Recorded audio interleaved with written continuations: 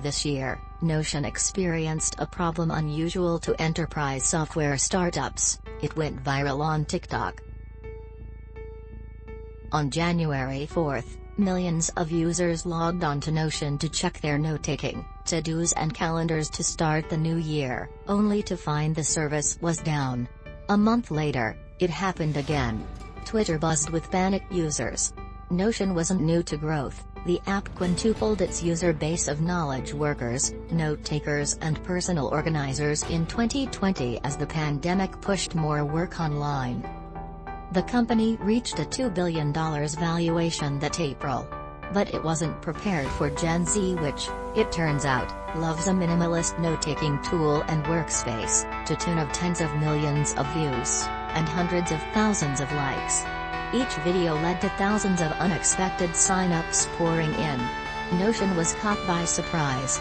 And with business users at customers like Adobe, Headspace and Figma suddenly restless, Notion faced a big problem, too.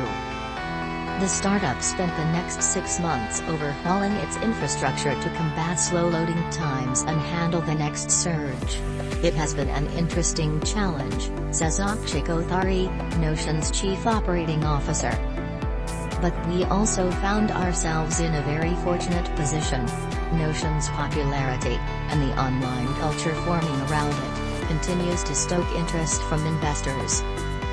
Not counting the new money poured in, the investment values Notion at $10 billion.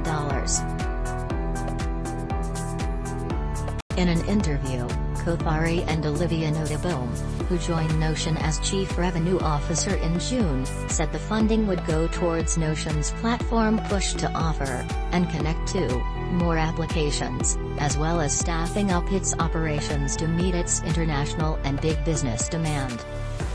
Based in San Francisco, Notion now maintains offices in Dublin, New York, Tokyo, and Hyderabad, where it recently acquired startup Automate.io. Notion did not share revenue numbers, but points to user growth that might be the envy of some consumer businesses. The company boasts more than 20 million users today, up from 1 million in 2019, and 4 million last April.